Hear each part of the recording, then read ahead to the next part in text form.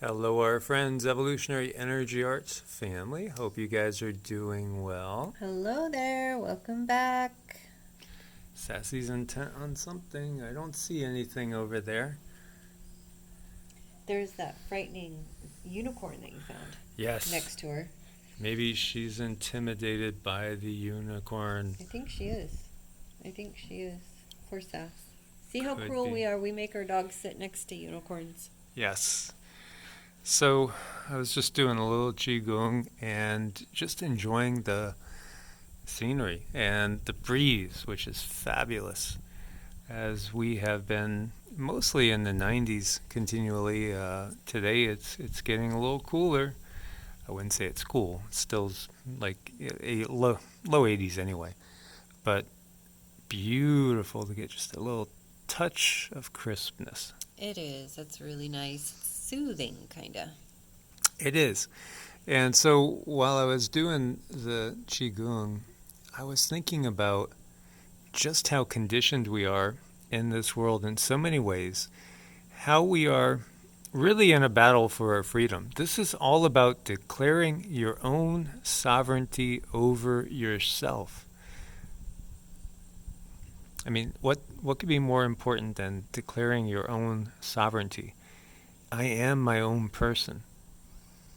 Because that's the battle that's really going on here. Is, do you have the will to do whatever it takes to be your own person? And is it that important to you?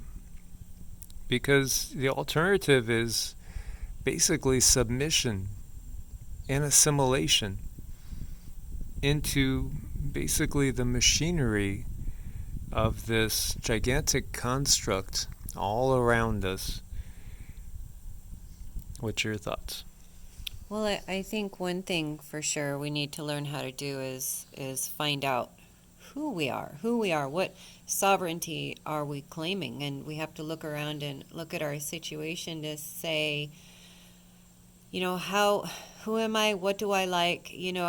I know a lot of the time people are just busy working, they're busy catching up, they're busy paying this bill, or they're busy doing that thing, and they don't actually have any time to sit and think about who they are. And that's part of the system. That's the system we live in. They keep us so busy we don't even know to ask who to claim, what to claim when it comes to our sovereignty, I feel. I'm just thinking about the whole system, and it just hits me like a rock in the face. Mm-hmm. Everything from going to kindergarten. What's one of the first things? The bell rings. Okay, students, stand up. We pledge allegiance to the flag of the United States of America. Et cetera, et cetera. One nation under God. Right? There's so many questions there. Okay. Now, are you talking about the incorporation called the United States of America? Which God are you talking about? Are we talking Anunnaki, EGG? Are we talking the almighty dollar? What God are we talking about? Because, certainly we're not talking about the source of all creation in the universe. Think about it. Think about all the brainwashing and indoctrination from the time we're little kids. First thing you get out of the womb, doctor turns you upside down, spanks you on the tush. You better behave. Right, and they got to do that to you for the rest of your life, or at least as long as they allow us. And, then you think about, it's the first thing, you go to, actually it starts in preschool at like 3. Then you go to kindergarten, and then you have the school. But then you also, most people get introduced to one of the wonderful religious venues that there's so many, but each one says that their way is the only way. So, I mean, if you look at it, you really have to stop and make yourself think, who's behind all this, and why am I following it? And why don't I go off and find my own thing, find out about who am I? Yeah, we don't even recognize the system that we come into, I think, in many cases, because it's all we've ever known. We were talking the other day about Stockholm Syndrome, and you want to allude on that a little bit? Well, it's like when you have to make friends with your captors, or you do make friends with your captors because you have to survive. You think that's your only alternative. And then eventually you are turned, you're turned into something that you are not because of you're in a survival mode. You become one of them. Yes. Think of Patty Hearst. That whole thing, gets kidnapped. Next thing you know, she's robbing banks with them. And that's what's being done on a global scale.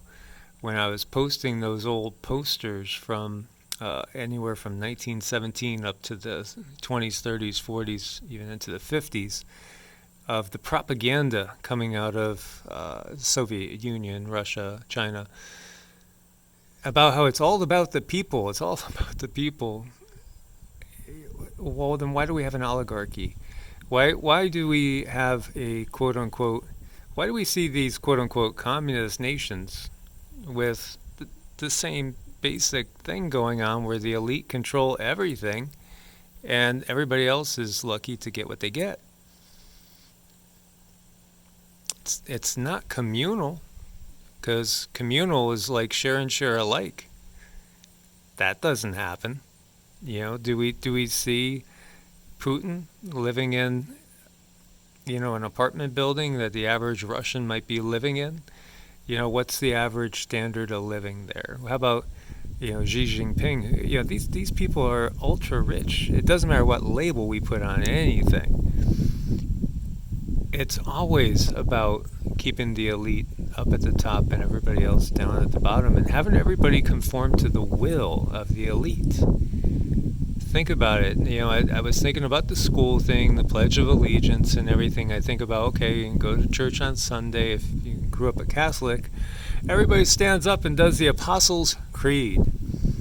The Apostles' Creed, like the apostles, the ones that walked with Yeshua, were saying this. Of course they weren't saying this, There was no church, quote unquote, at that time. The Catholic Church comes into being 300 years after Yeshua walked the planet.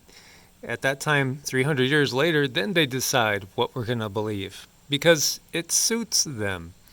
You even again have a Pope Leo saying, this myth of Christ has served us well.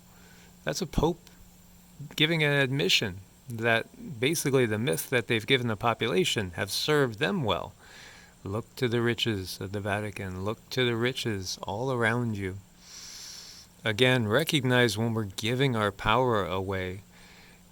I know many people, and we've done it before in other videos, where we make a statement that, I am a sovereign being. Any agreements I made, knowingly or unknowingly, understanding or being tricked, I revoke. I do not abide by any of these, agreements that I may have made in the past, giving my power away. I claim myself to be my own sovereign authority, to make up my own mind on things and my own decisions, including what's going to happen to my body. Right. That's something that we all need to get to the point where we can claim that and make it ours, or at least get to a place where you don't have to fear being taken over, really. We all live under a little shroud of fear, unless you are completely self-sufficient, and so few people are. You do have to fear the system and having to kind of bend to their whim. Most definitely. So we need to reclaim our authority, because what we have ahead is two roads. One road leads to personal freedoms. The other road leads to becoming something less than human. Becoming, an actual part of that machinery. A cog in the machine and nothing else. Part of the Borg. Again, they want to merge us with technology any way they can. Why? Because then it's easier to control. Flip a switch. There's a lot of magnetic things out there that can definitely affect our thinking process as well as our health. Can you imagine walking your life around hooked up to, let's say, a remote controlled portable electrocution device that at any time, if you misbehaved, a switch could be flicked and you would just be fried? Think about that. Wouldn't that bring about compliance out of fear? You would think so, and it seems like they're filling us up with enough of this stuff, so that we would be reactive to some kind of electrical switch. Absolutely. And, a lot of these things are very magnetic as well, and interesting shapes Mm-hmm. and interesting outcomes when we're loaded with this. Sometimes it truly shocks me when people that are spiritually awake are not awake to the ways of the world. And it always really hits me like a bad body blow to see somebody that, I feel is very, very spiritually,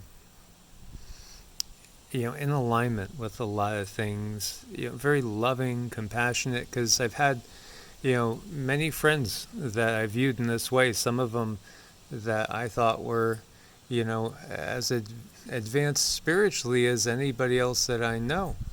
And yet, perhaps because of naivete or just the simple fact that they like their lives the way it is and don't want to give up anything, that it has tempted them to do things that I wouldn't do, not in a million years. And many people have made these decisions. Everybody has to weigh it for themselves. Again, this is more of a spiritual battle, and they understand this. The dark powers that be, the number one thing is they don't want to lose their source of labor, source of food, that which they control and view their property, because they view us as their property, not that they don't view us as sovereign beings. Oh no, they view us no different than a farmer would view his cattle and whatnot. We're to be dealt with in whatever shape or form necessary to get us to do what they need us to do. So let me put it to you this way. The parables that we've seen from the Bible? How about separating the wheat from the chaff, right? Ultimately, when you're separating the wheat from the chaff, you might think in the terms of, well, they're just going to burn the chaff away. But what happens to the wheat? The wheat is consumed and used for food. So either outcome, as far as, the wheat goes, is it good? For the wheat or the chaff, either way? Right. That's true. You got that one. Look a little bit deeper. Instead of just quoting something because you've heard it 100 times, meditate on it. Look a little deeper. See what's really being said there. See what's really being told. Laurel from the Galactic Federation, we were having a discussion about beliefs, and she was talking about my beliefs, and we were talking about it, and she was saying, I think the word she used was, "you are very close," is how she put it. And she said that the belief system that I have come to, which is always, it's something that's pliable, malleable, as I learn more and understand more, it does adjust, morph, and change. We shouldn't be set in stone because we'll sink like a rock in the ocean of consciousness out there. And what she was talking about was just certain belief systems that really do define our reality. They really do. They can be useful, or they can be just that. They could be a noose tied around your neck. The other end is tied to a huge lodestone, an anchor that, if the wave gets to be too big or what happens, and that anchor falls overboard, just drags you straight down to the bottom, suffocating you in closed-mindedness and lack of ability to grow. And this is all about spiritual evolution, because again, this entire life is just a blink in the eye of the soul. Just a blink. It's just one, not even one page. We're not even talking a chapter here. in the bigger scheme of things. So belief systems can be very, very useful, and this is what she was getting at. When we look at, for instance, the Sanatana Dharma, which just basically means eternal truth, eternal way, eternal wisdom. There's different ways to translate this. But basically, it's saying that source. There is a single source. The ultimate secret of everything is that we are one. That's the biggest secret there is, the biggest mystery. How does that really work? And as she was alluding to, as within, so without, as above, so below. And when we have talked about in the past the fractal nature of reality, everything we see is fractals. Everything. The whole is contained in the part. And the similarity is just undeniable, whether we're talking about solar systems and galaxies or cells or atoms, for that matter. Everything is patterns, cycles, and fractals. And again, our consciousness creates our reality. So no two realities are exactly the same. It's so interesting how we could sit and look at the same scenery, and I might say, that bird's so close, and you might say, oh, it's so far away. Yeah, it's all about perspective. It's all about viewing things the way you view them because of how you were raised or because of how you were taught, because of how things are pointed out to you. Is that bird far away or is that bird close to you? It's just something that is all up to your perspective, and source is a whole bunch of different perspectives, kind of enjoying themselves, having observations and understanding itself. Source wants to explore. So whoever you are inside, whatever you might do, however you might react, always be good to yourself and understand that you are a piece of source, no matter what that looks like. It's a beautiful thing. It absolutely is. And on the higher realms, they're not of a fundamentalist mindset because they recognize that my truth might not be your truth. And everything is based on love. Now, as far as that unity, somebody had said, and the oneness of things, I find it hard to understand how we could have oneness here when you have these people that are creating war, disease, pestilence, famine, all these things. But, again, the best, simplest analogy I could think of is just basically equating it to the fact that in the cell, or I should say in the body, there are many different cells, some of which are cancerous. Now, what they're doing, these cancerous cells, when they're multiplying, they're ultimately creating a situation for death and destruction. Individual cells die and eventually can bring down the whole. So we could see, this world around us. And when we look to these politicians and the power structure, the bankers, the politicians, the ones that really, really run the show from behind the scenes, which, as we have alluded to, are not necessarily Homo sapiens sapiens, these entities are all cancerous cells in the body of Mother Earth and in the bigger picture, the body of Source itself. So, when you think about that and you ponder on that, what does the body do with cancerous cells? Ultimately it finds them, detects them, and it tries to get them out so that the whole body can be healthy, so it can be pure, so it can be whole and function at a very optimal level. Yeah, cell senescence and autophagy, getting rid of that which no longer serves the body, which can be done naturally through fasting, which we've talked about many times.